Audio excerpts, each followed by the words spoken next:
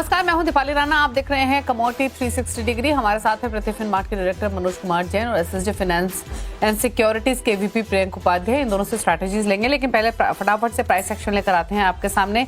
सोने चांदी पर नजर डाल लेते हैं, जहां पर गोल्ड आज कारोबार में 1/4% ऊपर ट्रेड कर रहा है। सुबह शुरुआत भी इसी नोट पर हुई थी, उन्हीं लेवल्स के आसपास कारोबार करते हुए चांदी में 0.5% की मजबूती है। वहीं कच्चा तेल भी 0.5% ऊपर 61.84 के आसपास ट्रेड कर रहा है। नेचुरल गैस में भी तेजी है आज कारोबार में 0.5% ऊपर नेचुरल गैस कारोबार करते हुए 348 के मॉन्स्टर लेवल्स। वहीं बेस मेटल्स आज सुस्त हैं।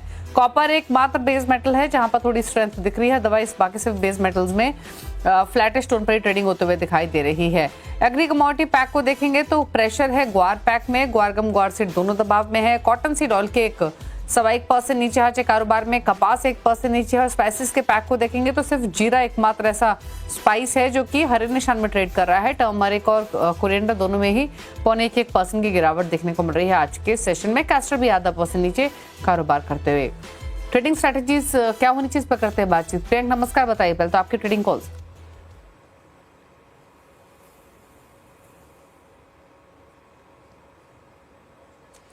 प्रियंक, अगर आपको आवाज मिल रही है तो अपनी ट्रेडिंग कॉल्स बताइए प्लीज।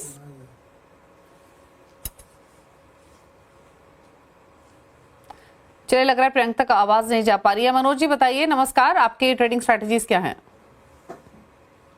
नमस्कार दीपाली जी। हमारा मानना है कि यहाँ पे सोने में पॉजिटिव मोमेंटम बना हुआ है और अभी भी एक काफी स्ट्रांग ट्रेंड जो है सोने में देखने को मिल रहा है, जिस तरह से ग्लोबल अनसर्टेनिटी है। तो सोने में डिप्स में बाय की सलाह रहेगी। 86,150 के स्तर आते हैं तो वहां पे बाय करके चलना चाहिए। 85,920 का एक स्टॉप लॉस रखना चाहिए और यहाँ पे लक्ष्य जो है 86,660 तक के रखे जा सकते हैं। वहीं कच्चे तेल में भी निचले स्तरों से रिकवरी जो है वो देखने को मिल रही है। तो यहाँ भी अगर थोड़ा डिप आता है 6,140 के आसपास तो वहां पे बाय किया जा सकता है 6,100 के स्टॉप लॉस से, और लक्ष्य 6,200 तक के यहाँ रखे जा सकते हैं। ओके, चलिए, तो कच्चे तेल और गोल्ड दोनों में ट्रेडिंग स्ट्रैटेजीज खरीदारी की तरफ मनोज जी की तरफ से रेकमेंड की गई है। प्रियंक, आपके ट्रेडिंग कॉल्स क्या हैं? Good evening. आज हमारी पहली पिक बुलियन कॉम्प्लेक्स में रहेगी। चांदी में हमें लगता है जिस तरह से मेटल कॉम्प्लेक्स में आज कॉपर परफॉर्म कर रहा है तो शायद मेटल्स का एक सपोर्ट चांदी को मिल सकता है और चांदी रिलेटिवली आउट परफॉर्मेंस दिखाना चाहिए against the gold going forward.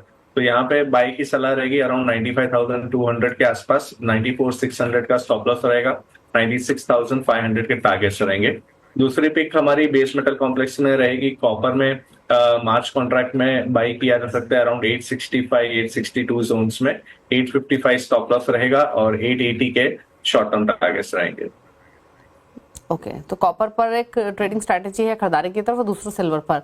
अच्छा मनोज जी, पूरे बेस मेटल पैक पर आपकी राय क्या है? कॉपर हालांकि थोड़ी बहुत बाइंग देखने को मिल रही है यहाँ पर, लेकिन ऑलरेडी एक अच्छा रनअप हम देख चुके हैं। क्या स्ट्रैटेजी है इन स्तरों से पूरे ही बेस मेटल पैक पर? कहीं एंट्री लेने का कंफर्ट दिख रहा है या अवॉइड करेंगे फिलहाल? काफी साइडवेज मूव है जिस तरह से यहाँ पे टैरिफ को लेकर के और एक चिंताएं हैं। साथ ही पिछले सप्ताह जो यूएस के जो इकोनॉमिक आंकड़े हैं वो भी उम्मीद से कमजोर आए थे और डॉलर इंडेक्स में भी निचले स्तरों से रिकवरी देखने को मिली है। तो एक साइडवेज मूव यहाँ पे ओवरऑल बेस मेटल पैक में बना हुआ है। तो बेहतर होगा यहाँ पे ये काउंटर को थोड़ा अभी अवॉइड करके चलें और थोड़ा एक क्लैरिटी का यहाँ वेट करना चाहिए। इस सप्ताह में यूएस के कोर पीसी प्राइस इंडेक्स के डेटा भी आएंगे और जीडीपी के नंबर्स भी आएंगे, तो वहां से थोड़ा मार्केट को डायरेक्शन मिलता हुआ नजर आएगा। पर फिलहाल हमारा मानना है कि एक साइडवेज मूव जो है वो ओवरऑल बेस मेटल पैक में बना रह सकता है। ओके, मूव साइडवेज रह सकता है नियर टर्म में, ये बेस मेटल्स पर राय रहेगी फिलहाल के लिए। अच्छा, एक राय नेचुरल गैस पर ले लेते हैं प्रियंक। यहाँ पर आपकी सलाह क्या रहेगी? एक सर्च के बाद हमने एक डिसेंट प्रॉफिट टेकिंग देखी, वापस प्राइसेस ने स्ट्रेंथ दिखाई है। कैसे देखते हैं आप नेचुरल गैस को? नेचुरल गैस में हमने देखा 390 से एक प्रॉफिट टेकिंग में ऑलमोस्ट 330 के आसपास लेवल्स आए थे।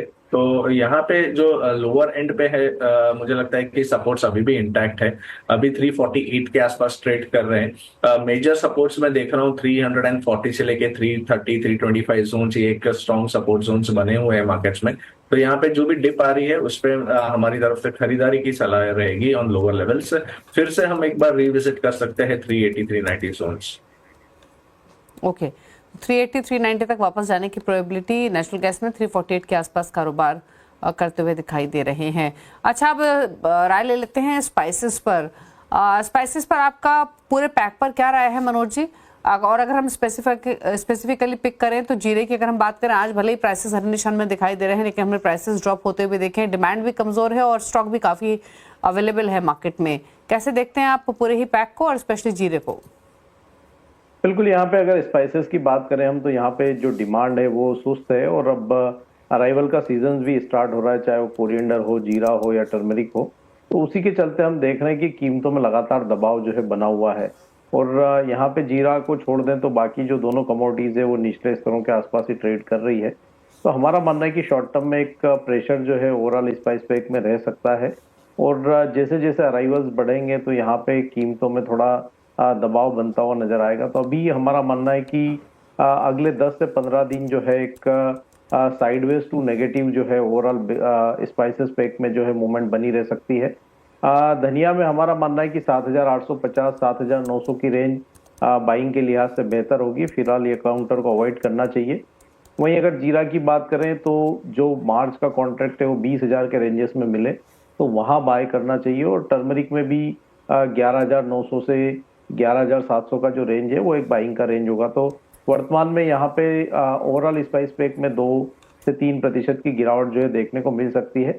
तो निचले स्तरों पर बाइंग करना चाहिए, फिलहाल वेट एंड वॉच यहाँ पे रखना चाहिए। ओके, चलिए, ये बात हुई पूरे स्पाइसेस के पैक की। और आज अगर आप देखेंगे तो नरमी ही थोड़ी देखने को मिल रही है आज के मार्केट में। अच्छा, एक रुपये पर और आउटलुक ले लेते हैं। यहाँ आप नियर टर्म रेंज रुपये की क्या देख रहे हैं आप प्रियंक? ये हमने देखा कि रुपी में एक जो टॉप लगे थे अराउंड 87, 90, 88 के आसपास से, वहां से एक हमने रुपी को स्ट्रेंथनिंग होते हुए देखा टुवर्ड्स 86 हाफ। और आज फिर से रुपी में एक वीकनेस का माहौल बना है। मेरा मानना है कि ये एक रिट्रेसमेंट है और फिर से हम रुपी को स्ट्रेंथनिंग होता हुआ देखेंगे और 86 हाफ जो रिसेंट स्विंग लोस थे वो भी ब्रेक करेंगे और 86, 85 हाफ मुझे लगता है कि रुपी में स्ट्रेंथनिंग मूव्स आने चाहिए। ओवरऑल 88 हाफ के ऊपर मुझे नहीं लगता है कि रुपी वीकन होगा। से ये जो बाउंस बैक आया है वो वहां से मुझे लगता है कि फिर से एक स्ट्रेंथनिंग मूव टुवर्ड्स 86, 85 हाफ आना चाहिए in next few trading sessions. Okay, चलिए, तो ये बात हुई रुपये की फिलहाल 87.21 पर कारोबार करते हुए। चलिए, थैंक यू मनोज जी और प्रियंका, आप दोनों का ही स्ट्रैटेजी सभी शेयर करने के लिए और शो में आने के लिए। इसी के साथ एक रुक रहे हैं ब्रेक के लिए, लौटेंगे वापस कुछ और खबरों के साथ, फिर वापस आते हैं। नमस्कार, स्वागत है आपका। और अब हमारे साथ IVBA के प्रेसिडेंट सुधाकर देसाई जुड़ रहे हैं। सुधाकर जी नमस्कार, बहुत शुक्रिया CNBC आवाज के लिए समय निकालने के लिए। और सबसे पहले जो ओवरनाइट या पिछले 2-3 दिन में खबर निकल के आई है और जिस तरह से प्रधानमंत्री जी ने मन की बात में कहा कि इंडिया की पॉपुलेशन को खाने के तेलों में 10% की कटौती करनी चाहिए खरीदारी में या यूज में, आप उस लाइन को कैसे देखते हैं? ऑफ कोर्स उन्होंने फिटनेस के तौर पर कहा है, लेकिन और किसी कमोडिटी का नाम नहीं लिया। खाने के तेलों को कम कंजम्पशन करने की बात उन्होंने यहां पर की है। Yes, Manisha ji. Yeah, I think it's a good call because India is dependent on imports for about 60%. आपको पता ही है कि 26 million tons of consumption में 16 million tons तो imports से हम लोग meet out करना पड़ेगा. And especially in this volatile and complex markets, there are a lot of strategic shifts into the global markets. In that context, India is the largest buyer of edible oils in the world. So in that with that significance, I think there is this call by Honorable Prime Minister that he should reduce 10%. 10% would mean about 1.6 million tons. Or, okay, let's put on the total consumption 2.5 million tons of oil. Okay. If everybody adapts that. From a health point of view, that's the call. And I think there is also a lineup of ambassadors have been selected to promote this cause of less oil. जैसे आपने कहा health के तरीके से और जिस तरह की हमारी इंपोर्ट डिपेंडेंस है, दोनों ही तरीके से परहैप्स इसको देखा जाना चाहिए। जो दूसरी बात है जो इंपोर्ट ड्यूटी बढ़ाने की जा रही है, आपको लगता है वो भी कहीं ना कहीं इसके साथ अलाइन होती है और कैसे देखते हैं आप उसे? बिकॉज लास्ट टाइम जब ड्यूटी यहाँ पर बढ़ाई गई थी तो 20% का जो इंडस्ट्री की एक्सपेक्टेशन है उससे कहीं ज्यादा था और अब फिर इसकी बातचीत होने लगी है। But देखिए, I'm just back from Malaysia and I delivered a presentation also on the strategic shifts and how to navigate the Indian markets. Ji Indian market is very, very important for the global markets, and thereby India's policies are also very, very important for the world markets. It's a two-way influence. So in that context, I don't want to speculate on the duty rumors which keep happening every day. Rather, IVPA is always proposing a very strategic and stable dynamic duty policy, which जिसमें international global prices, MSP और MRP, I would say consumer prices को ध्यान में रखते हुए you can keep adjusting the duty structure and make it a little bit more transparent than today.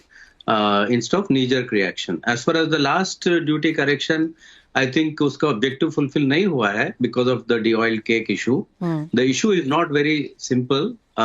उसका हो सकता है कि de-oiled cake में DDGS में थोड़ा GST बढ़ा दे या मील का एक्सपोर्ट्स में इंसेंटिव दिया जाए. वो अपना रीजनल इश्यूज है. And as you are well aware कि ड्यूटी इंक्रीज होने के कारण सैफ्टा कंट्रीज का जीरो ड्यूटी भी इंपोर्ट्स ट्रिगर ऑफ हो गया है. एंड ऑल्सो पाम के अंदर एक तो पाम का demand at this prices has fallen. I estimate in import demand for palm to be only 7.8 million tons as against 9.22 million tons. There is a 1.5 million tons reduction, which is an opportunity for domestic oils and for soybean oil and sun oil. They will take advantage of this fact because of the tightness in palm. But in that context, I think we need to be very dynamic. जैसे आप gold के बारे में भी बात कर रहे थे. I think we are very very globally linked situation here, and I was trying to explain about the circularity and the complexity of the markets in my presentation on the sidelines of POC. Okay. It is very, very true that today's global world is strategically changing a lot. Palm has become the costliest oil, and then you have the biodiesel on the other side, which is 25% of the global production is going into biodiesel. In a way, it is 40% of the tradable surplus is going into biodiesel. So I had given out a call for balance as a main key factor. I think somewhere this biodiesel into the food, the diversion of food into fuel should have some kind of a quota system. So my topic or in this context, even including your duty question, is about balancing. I think biodiesel quota should be there globally. Okay. And SAFTA import, zero duty import जो Indian industry को और Indian farm sector को affect करेगा, मेरे ख्याल से उसमें भी थोड़ा कोटास होना चाहिए. Okay. And also refined oil का जो इन्फ्लक्स आ रहा है बहुत पाम का. One thing is that the palm market has become very very less. You saw the January imports of palm oil. They were about 50% of the normal palm imports. So we have to tread very carefully. There is a tectonic shift in the supply chain due to globally linked issues. So I would say that the duty policy should balance between farmers and if need be, from time to time use the dynamic duty and put quotas on SAFTA, put quotas on refined oils, and the global biodiesel should also regulate itself. Otherwise, you don't have too much abundant oil. आज के दिन में entire global production increase this year will be about 206.5 million tons, whereas the demand is also about 205 million tons. So the net surplus globally is only about 1.5 million tons, which can be taken away by biodiesel any point in time. Correct. Unless we regulate that market. So these are the complex structure of the global markets in the Indian context. जो आपने biofuel की बात करी, इसके ऊपर फिर से आना चाहेंगे. और हमने काफी सारी स्टेटमेंट्स ऐसी टाइम टू टाइम इंडोनेशिया से आते हुए भी देखी हैं कि वो ज्यादातर वो एक्सपोर्ट करना ही नहीं चाहते. ऐसी एक रिपोर्ट भी थी कि ज्यादातर वो डोमेस्टिक मार्केट्स को देखना चाहते हैं और फिर बायोफ्यूल्स को देखना चाहते हैं. अगर मेजर प्रोड्यूसर्स की तरफ से इस तरह की स्टेटमेंट्स आने लगे तो आगे जाकर फिर किस तरह की स्थिति आप बनता हुआ देखते हैं, वन. और दूसरा, जो आपने यहाँ पर पाम ऑयल की बात करी, जहां पर हमने प्रीमियम पे प्राइसेस को कारोबार होता हुआ देखा है, क्या वो प्रीमियम आप हटता हुआ देखते हैं? क्या प्राइसेस और बैलेंस में आता हुआ देखते हैं? हाँ जी, ये स्ट्रेटेजिक क्वेश्चन है अगेन, जिसमें इंडिया का बहुत बड़ा रोल है. वहाँ इंटरनेशनल मार्केट में पूरा टॉक इंडिया के ऊपर ही है कि इंडिया कितना पाम ऑयल लेगा at this prices, what is the core demand of palm, what is the incremental supply? अगर हम जवाब देंगे, Okay. so global soybean oil in this year is expected to increase by 3.5 million tons. This is after cutting down Argentina and increase in Brazil and US. So 3.5 million tons incremental supply. Palm oil will have about 2 to 2.2 million tons, mainly from Indonesia, increase at about 50 million tons Indonesian crop. But we should see only the incremental changes, 2.2 million tons, of which about 600 or 700,000 tons will go into biodiesel. Biofuel. So net, we see Indonesian stocks going up by about 2 million tons to 2.5 million tons because the food demand is falling as an offshoot of biodiesel demand. So I feel somewhere biodiesel quotas will regulate these markets. And I see that down the line, palm after April, May, palm would require the food demand, especially of India. Okay. And both the new crop of soybean oil and palm oil will compete mainly into the Indian markets for market share. So I am in the camp that palm will have to regulate and go down versus other river oils, because otherwise its demand is being taken away by soft oils. This is the global balance issue. And as far as many changes are happening, especially from US, biodiesel by way of trade tariffs. जी. It is changing. These things are also very important. I also heard that if US is putting up tariffs in canola oil, then canola also needs Indian market. I'm giving this as an example जी. that all the global market surpluses or the palm market, the main key point is they want destination India.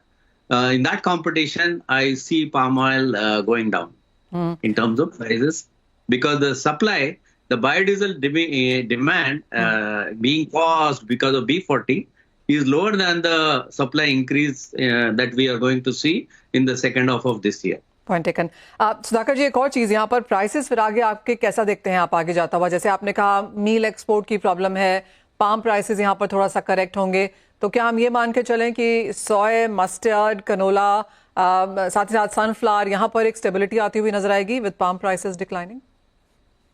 Yes, palm prices जब तक ऊपर है, जैसे अभी tight है $1200, $1180 के dollar, तो वो डोमेस्टिक, अपना इंडियन डोमेस्टिक ऑयल्स के लिए भी अपॉर्चुनिटी है। देखिए, ये जो 1.5 मिलियन टन्स का जो इंपोर्ट्स का जो डिक्लाइन हो रहा है पाम में, वो अपना domestic mustard crop, domestic rice brand, domestic cotton oil के लिए बहुत अच्छा गुड न्यूज है, because they are very much in demand and they also in the long term it is good for the domestic production boost also.